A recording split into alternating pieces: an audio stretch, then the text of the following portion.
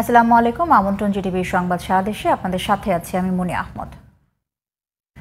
খুলনা জাতীয় গৃহায়ণ কর্তৃপক্ষের ৪২টি প্লটের অবৈধ দখলদারদের উচ্ছেদ অভিযানে বাধা, গৃহায়ণের কর্মচারী ও পুলিশ সদস্যদের উপর হামলার ঘটনায় ৩৭ জনের নাম উল্লেখ সহ অজ্ঞাত ৫০০ জনের নামে ২টি মামলা হয়েছে।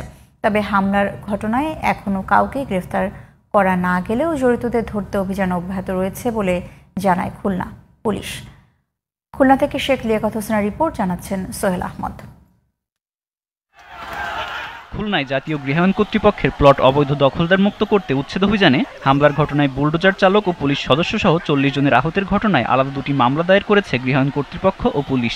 এতে ৩৭ জনের নাম উল্লেখ সহ অজ্ঞাতনামা ৫০০ জনের বিরুদ্ধে মামলা দায়ের করা হয়।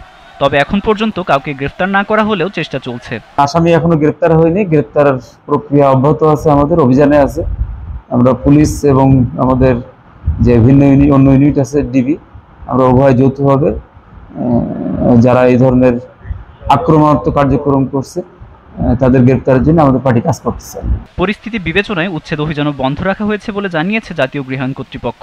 এখানে যারা দখলে আছে এরা হচ্ছে ভূমিদস্যু, আর কালকের ঘটনায় তারা বাইরের থেকে বহিরাগত নিয়ে এসে হামলাটা চালিয়েছে আমাদের উপর। যেহেতু আমরা গতকাল অনাকাঙ্ক্ষিত একটা ঘটনা ঘটেছে, আমরা পারিনি, আমরা সাময়িকভাবে স্থগিত করেছি, কিন্তু এই নয় যে আমরা উচ্ছেদ করব না।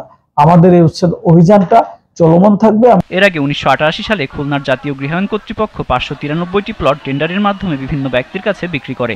এর মধ্যে ৫৫১টি প্লট মালিকদের কাছে হস্তান্তর করা গেলেও হস্তান্তর সম্ভব হয়নি সি ব্লকের ৪২টি প্লট। পরে প্লট মালিকরা হাইকোর্টে মামলা করলে আদালত তাদের পক্ষে রায় দেন। রায়ের প্রেক্ষিতে প্লট মালিকরা অবৈধ দখলদারদের উচ্ছেদের আবেদন জানালে গত রোববার উচ্ছেদ অভিযানে যায় গৃহায়ণ কর্তৃপক্ষ। এতে দখলদারদের বাধার মুখে পড়ে প্রশাসন। পরিস্থিতি নিয়ন্ত্রণে আনতে পুলিশ টিয়ার গ্যাস ও লাঠিচার্জ করে ছত্রভঙ্গ করে দেয়। আব্দুল মালেক, জিটিভি নিউজ।